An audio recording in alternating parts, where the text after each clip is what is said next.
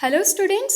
So in this video we will further continue our chapter first of history, which is when, where and how. This is the part 2 of this chapter. In part 1 we have discussed that what is the difference between CE and BCE, in how many parts Indian history is divided, and what major developments took place in the medieval history. In this video, we will see what developments took place in religion in the medieval Indian history. So, first of all, Islam made its advent in India. बेटा medieval Indian history में इस्लाम religion India में introduce हुआ. How it got introduced? It got introduced by the various invaders who attacked India. Then some Muslim rulers forced Hindus to convert into Islam. कुछ ऐसे मुस्लिम rulers थे जिन्होंने force किया था Hindus को to convert their religion into Islam. ठीक है, some Muslim rulers were there. Then Muslims were further divided into Shias and Sunnis. Muslims further किस में डिवाइड हो गए थे? शियाज में एंड सुन्नीज में in the medieval Indian history. Then Hinduism also underwent many changes. New deities were worshipped. Hinduism में भी बहुत सारे चेंजेस आए, हिंदू रिलीजन में भी बहुत सारे चेंजेस आए. नए नए डीटीज को, नए नए भगवानों को की वर्शिप की जाने लगी. For example, lord Krishna was begin to be worshipped in another form which was called lord Vitthal. Okay, and Shiva was also began to worshipped in new other forms. Then Hindu rulers considered it their religious duty to construct temples. बेटा जो Hindu rulers थे उन्होंने अपनी religious duty समझा, ठीक है, कि वो ज़्यादा से ज़्यादा क्या बनवाएं? Temples in the medieval Indian history. Because अगर वो ज़्यादा से ज़्यादा टेम्पल्स, बेटा टेम्पल्स में क्या होता था उस टाइम? सारे जो सोशल गैदरिंग्स होते थे वो टेम्पल्स में होते थे, एजुकेशन जो थी वो टेम्पल्स में प्रोवाइड कराई जाती थी. सो जो हिंदू रूलर्स थे वो अपनी रिलीजियस ड्यूटी समझते थे कि वो ज़्यादा से ज़्यादा टेम्पल्स को कंस्ट्रक्ट करवाएं, बनवाएं. Then caste system continued. Caste system इसी तरह से चलता रहा, कास्ट सिस्टम में कोई चेंजेस नहीं आए. Then Bhakti and Sufi movements began which preached universal brotherhood and equality. हमने बेटा पहले भी पढ़ा था पार्ट 1 में कि मिडीवियल हिस्ट्री में क्या आ जाती हैं? भक्ति एंड सूफी मूवमेंट्स इमर्ज होती हैं जो क्या बताती हैं कि we have to love, we have to show love and devotion to god. और वो क्या सिखाती हैं आपस में? To universal brotherhood and equality, कि आपस में सब लोग आपस में आपसी भाईचारा रखें और सभी लोगों को एक समान समझें. ठीक है. देन वी विल सी बेटा कि हाउ ज्योग्राफी अफेक्ट्स हिस्ट्री. किस तरीके से किसी भी देश की ज्योग्राफी है वो उसके हिस्ट्री को, उसके इतिहास को किस तरीके से बदल सकती है, किस तरीके से चेंज करती है, किस तरीके से उस पर अफेक्ट डालती है. The geography affects the economic and social development of the people. बेटा जो ज्योग्राफी होती है, ज्योग्राफी मीन्स किसी भी कंट्री का क्लाइमेट कैसा है, कहाँ कहाँ पर वहाँ पे माउंटेन्स हैं, किस एरिया में रिवर्स हैं. सो उन सभी चीज़ों का इफेक्ट पड़ता है उस कंट्री की इकोनॉमिक और सोशल डेवलपमेंट पे. अब हम देखेंगे वो किस तरीके से पड़ता है. The Indian subcontinent has been completely segregated by nature. जो हमारा इंडियन सबकॉन्टिनेंट है, भारत देश है, ये completely segregated है, इसको नेचर ने completely अलग किया हुआ है from the rest of the Asia. और वो किसने अलग किया है बेटा? हिमालयन माउंटेन रेंज ने. ठीक है. Through with the help of Himalayas our India is completely segregated from the rest of the Asia. Then it is a peninsula and bounded by water on the 3 sides. Our India is a peninsula. Peninsula क्या होता है बेटा? एक ऐसी body जिसके 3 side पे water हो.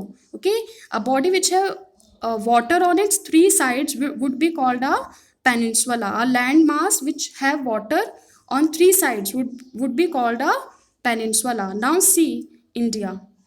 See this. It has water on its western side in the form of Arabian Sea.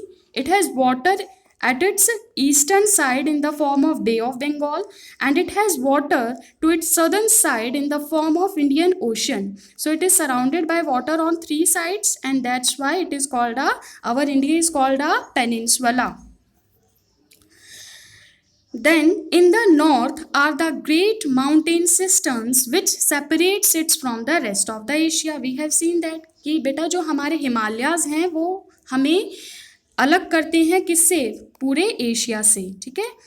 The high mountain passes allowed Aryans to enter India and the Arab traders to trade with India since 712 CE.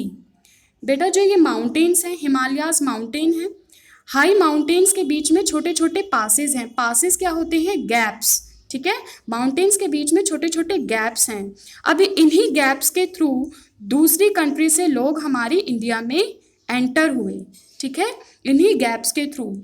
आपने ancient history में पढ़ा होगा that Aryans came to India from central Asia. Ancient history में आपने पढ़ा होगा कि Aryans जो हैं हमारे इंडिया में आए थे सेंट्रल एशिया से.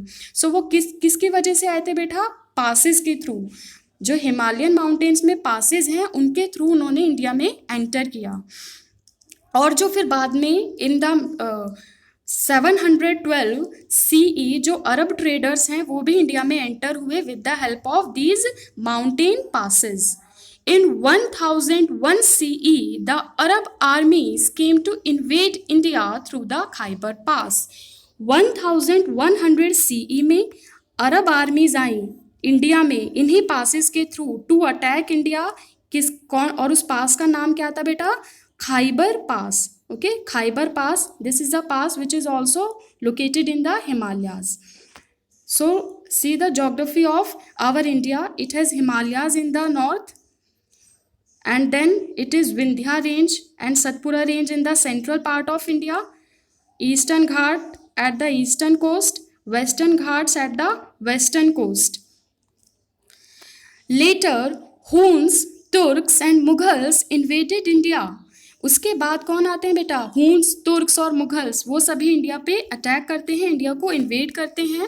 Each invasion brought with them their customs and cultures and impacted the culture of India. हर इन्वेजन के साथ, हर अटैक के साथ जो भी लोग आते हैं वो अपने कस्टम्स को और अपने कल्चर को अपने साथ लाते हैं, जिसकी वजह से जो इंडिया का कल्चर है वो भी टाइम टू टाइम चेंज होता रहा. Okay, For example, the Parda system. The Parda system was introduced by the Muslim rulers. ठीक है, मुस्लिम विमेन से इन्फ्लुएंस होके ही हिंदू विमेन ने भी क्या अडॉप्ट किया, पर्दा system. Then these passes allowed contacts with China and Tibet, and that's why Buddhism spread to these two countries. अब बेटा जो हिमालय में माउंटेन पासेस हैं, जो गैप्स हैं, उसी के थ्रू जो बुद्धिज़्म है, बुद्धिज़्म का ओरिजिन कहाँ हुआ था, इंडिया में. बट ये दूसरी कंट्रीज़ में कैसे गया, चाइना और तिब्बत में, इन्हीं माउंटेन पासेस के थ्रू. ठीक है, इन्हीं माउंटेन पासेस के थ्रू जो वेरियस बुद्धिस्ट थे, बुद्धिस्ट प्रीचर्स थे, वो कहाँ गए, चाइना और तिब्बत में, और वहाँ के लोगों ने भी फिर बुद्धिज़्म को अडॉप्ट किया. Now there is a question for you beta, you have to answer this. Name the 3 water bodies which surrounds India. ऐसी 3 वाटर बॉडीज बताओ जो इंडिया को सराउंड करती हैं. Now next is India's 2 river systems, Indus and Ganges, also played a role in shaping the history. India के 2 major river systems हैं. First is Indus and second is Ganges, Ganga river. तो इन दोनों का भी बहुत इंपॉर्टेंट रोल रहा है in affecting the और shaping the history of India. Harappan civilization settled there, the navigability of these rivers helped in trade and commerce. बेटा आपने एंशियंट हिस्ट्री में पढ़ा होगा, जो हरप्पन सिविलाइजेशन थी it settled near the Indus river. वो इंडस रिवर के पास सेटल हुई, और इंडस रिवर के थ्रू ही वो क्या करती थी, दूसरी कंट्रीज के साथ ट्रेड, व्यापार करते थे.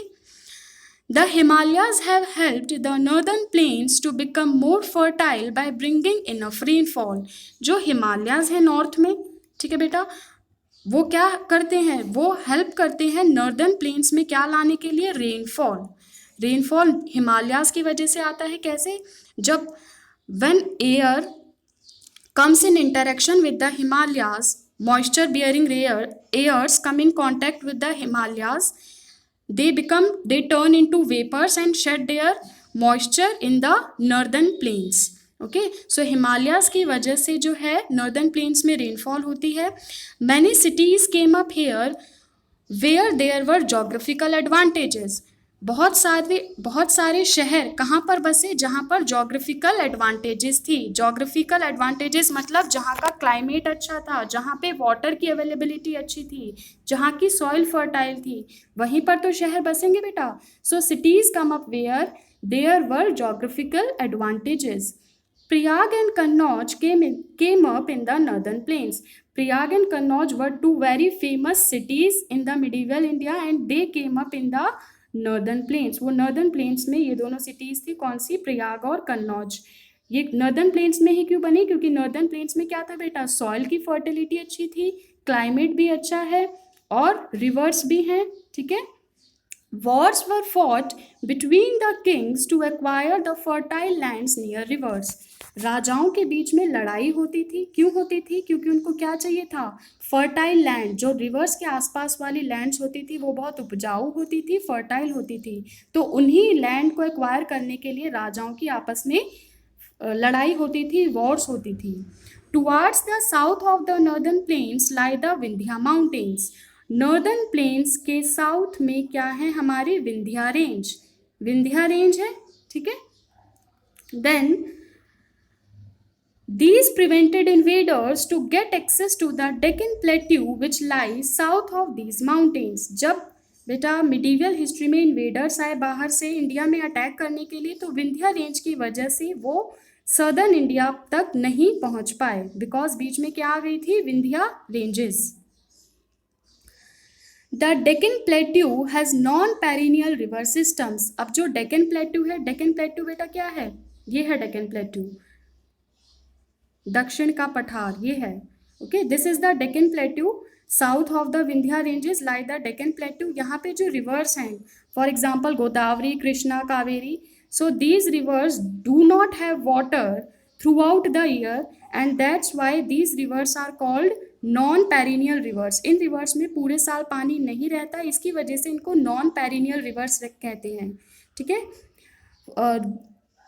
इन comparison to this the river, the North Indian rivers, जो नॉर्थ इंडिया में रिवर्स है, for example Ganga and its tributaries, Ganga और उसकी जो सहायक नदियां हैं उनमें हमेशा पानी रहता है. They have water throughout the year and that's why they are called perennial rivers. So जो बेटा डेक्कन प्लेट्यू में रिवर्स हैं वो कैसी हैं, नॉन पेरिनियल हैं. Scarcity of water led to the development of irrigation systems. अब वो नॉन पेरिनियल है जिसकी वजह से पानी की कमी रहती है, कहाँ पर, डेक्कन प्लेट्यू में. और उसी की वजह से लोगों ने फिर क्या डेवलप कर लिए वहाँ पे, इरिगेशन सिस्टम. इरिगेशन सिस्टम क्या होता है, नदियों से पानी कहाँ तक पहुँचाना, खेतों तक पहुँचाना, या फिर अंडरग्राउंड वाटर को एक्सट्रैक्ट करना, निकालना, और to send them to the fields. ठीक है. अंडरग्राउंड वाटर को एक्सट्रैक्ट करके फील्ड्स तक पहुंचाना, इसको बोलते हैं irrigation system. So Deccan plateau के जो लोग थे उन्होंने क्या करा, इरिगेशन सिस्टम को डेवलप करा ताकि वो अपनी फील्ड्स को कल्टिवेट कर सकें. The long coast line led to the rise of numerous ports which facilitated trade and commerce. As you can see in the Deccan plateau, यहाँ पे क्या है, कोस्ट लाइन है. कोस्ट क्या होती है बेटा, यहाँ पे वाटर है. ठीक है, तट बोलते हैं जिसको. सो ये बन जाएगा आपका कोस्ट. ठीक है. आपके वेस्टर्न घाट्स के पास भी कोस्ट है, वेस्टर्न कोस्ट, और ईस्टर्न घाट्स वाली कोस्ट है ईस्टर्न कोस्ट. सो यहाँ पे वाटर है जिसकी वजह से बहुत सारे पोर्ट्स, ठीक है, पोर्ट्स का डेवलपमेंट हुआ. कहाँ पे, इन द सदर्न इंडिया.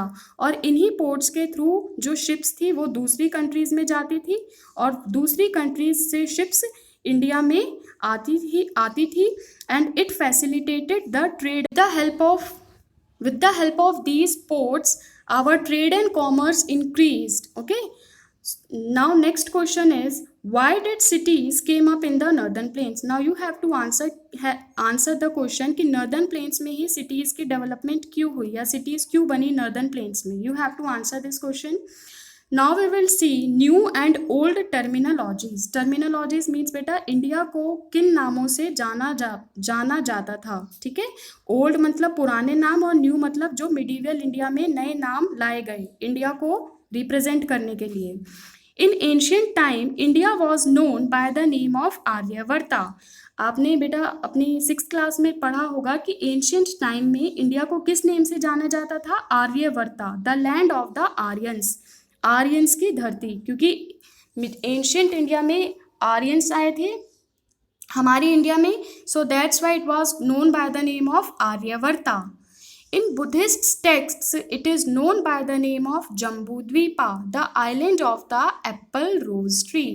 जो बुद्धिस्ट टेक्स्ट हैं, ठीक है, बुद्धिस्ट जो किताबें हैं उनमें जो है इंडिया को किस नाम से जाना जाता है. जम्बू द्वीप.